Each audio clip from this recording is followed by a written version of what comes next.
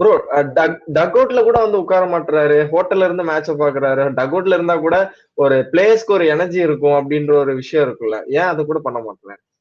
அதான் சொல்றேனே, டோட்டலா வந்து ருத்ராஜ் கெய்க்வாட் என்ன சொன்னாரு நமக்கு ஸ்டார்டிங் ஆஃப் தி ஐபிஎல்லே, எனக்கு வந்து தோனி வந்து நான் எதுலயுமே கலந்துக்க மாட்டேன். நீங்களா ஒரு முடிவு எடுங்க. நீங்களா ஆடுங்க. ரிசல்ட் எப்படின்னா போட்டா அதை பத்தி கவலைப்படாதீங்க. உங்களோட அவுட்புட் என்ன வருது? நீங்க ஃப்ளம்மிங்க ஃபுல்லா நீங்க வந்து எடுத்துக்கங்க இதுக்கடுத்து. என்ன வந்து எதுவும் கேட்காதீங்கன்னு சொல்லிட்டாங்க. அதுலயே எனக்கு தெரியும் அவர் டக் அவுட் குள்ள வர போறதில்லை.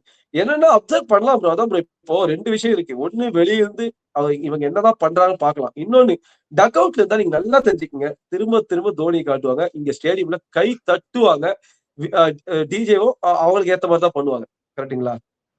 சோ ஆர்ஜிவே டிஜோ ஓகே. சம்திங் அந்த ஸ்டேடியம் இருக்காங்கல்ல, அவங்களும் தோனிக்கு ஏத்த மாதிரி தான் மியூசிக் போடுவாங்க, கிரேஸ் கொடுப்பாங்க. தோனி தான் வீடியோல காட்டிட்டே இருப்பாங்க. காட்டுவாங்களா இல்லையா? கண்டிப்பா. ப்ரோ அப்போ இப்போ மத்த பிளேயருக்கு என்ன ப்ரோ பிடிக்கும்? மத்த பிளேயருக்கு அந்த புரியுது. எனர்ஜி கிடைக்காம போயிருக்கும். தோனி எல்லாம் சிஎஸ்கே பார்க்கலாம். நம்ம அதுக்கு ரெடி ஆகணும்னு கத்துக்குங்க அவ்வளவுதான். நம்ம ரெடி ஆகணும் அவ்வளவுதான். வேற எதுவும் இல்ல. சொல்லுங்க. Stephen Fleming Stephen Fleming without Dhoni அப்படின்ற காம்பினேஷன் எடுத்து பார்க்கும்போது தோனி இருக்கும்போது 5 கப் அடிச்சிருக்காரு ஸ்டீஃபன் பிளமிங். ஹேமம் பாதனி சொன்ன கமெண்ட் தான் இப்போ சர்க்குலேட் ஆயிட்டு இருக்கு. ஸ்டீஃபன் பிளமிங் ஒரு நல்ல கோச் கிடையாது அப்படின்ற ஒரு கமெண்ட் வருது. தோனி இல்லாம இப்ப நம்ம பார்க்கும்போது ஸ்டீஃபன் பிளமிங் ஒண்ணுமே இல்ல. அவரோட டெசிஷன் மேக்கிங்கே ரொம்ப தப்பா இருக்கு. இம்பாக்ட் பிளேயர் நேத்து பார்த்தோம், சர்ஃப்ராஸ் கான இறக்கி விட்டாங்க. பிளமிங்கோட டெசிஷன் தான் இருக்கு. அகில் ஹுசேனை வந்து சரியான மேட்ச்ல யூஸ் பண்ண மாட்டாங்கன்ற ஒரு டெசிஷன் எல்லாமே பிளமிங் தான் எடுக்கிறாருன்னு டாக்கு வருது. எப்படி இருக்கலாம். பாக்குறீங்க? இப்போ இது இப்ப பாருங்க, எக்ஸ்பீரியன்ஸ் இருக்க ஒரு மும்பை டீமால ஏன் அதை பண்ண முடியல?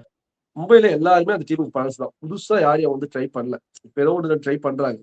இந்த டீம்ல 8 ஆர் 9 பீப்புள் புதுசு ப்ரோ. ருத்துராஜ் கெய்க்வாடு மட்டும்தான் பழசா தெரியல. மீதி எல்லாம் பாருங்க புதுசு. ரூபே பழசு அவ்வளவுதான். நீங்க அன்சுல் கம்போஜி விட்டுருங்க. மத்தபடி எல்லாருமே புதுசு ப்ரோ. அப்போ பிளம்மிங்கும் தோனி இத்தனை வருஷமா டிராவல் பண்றாங்கன்னா இவரோட தாட் அங்க குடுத்திருப்பாரு, அவரோட தாட் இங்க குடுத்திருப்பாரு. ஒரு காம்பினேஷன் செட் ஆச்சு, வந்துட்டேச்சு. திடீர்னு அவர் இல்லாதப்போ ஓகே நீங்க சொல்ற மாதிரி தோனி இல்லாத ஒரு இது வந்து பிளம்மிங் ஸ்ட்ரகிள் ஆகலாம். பட் பிளம்மிங் புரிஞ்சு பாருங்க. ஈவன் தோனி அவருக்குமே கூட இன்புட் கொடுக்காம இருக்கலாம். ஓகேங்களா? சோ இந்த ஒரு சிஎஸ்கேன்றது அடுத்த கட்டத்துக்கு போகணும். தோனியே கடைசி வரைக்கும் வர முடியாது. சரிங்களா? அதே மாதிரி பிளம்மிங்கோட இதுதான் மட்டுமே நம்ம சொல்ல முடியாது. அவங்க ஓகே. ருத்ராஜ் ஒரு டிசிஷன் எடுக்கிறாரு. நேத்து பாருங்க, பிளம்மிங் எல்லாம் விட்டுருங்க. ருத்ராஜுக்கு பிச்சு ரீட் பண்ண தெரியலையா? சாம்சங் ரீட் பண்ண தெரியலையா? டே மேட்ச் தானே பிச்சு பவுத்தான்னு தெரியலையா? ஏன் நீங்க ஆடி காட்டல?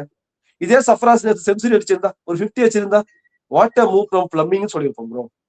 குரூசியலான ஒரு டைம்ல வந்து சஃப்ராஸ் இறக்கி விட்டாங்கப்பா. ப்ரோ மனுஷன் வாய் அப்படிதான் ப்ரோ. இப்படியும் பேசும், அப்படியும் பேசும் ப்ரோ. அவ்வளவுதான் ப்ரோ. பட் ஓகே நீங்க அகிலேசன் இறக்காது ஒரு பிளண்டர் ஸ்டார்டிங்ல சொன்னோம். ஆனா உருள் பட்டியல் இறக்கே ஆகணும் ஸ்டார்டிங்ல சொன்னோம். நேத்து உருள் பட்டியல் ஆடலையே.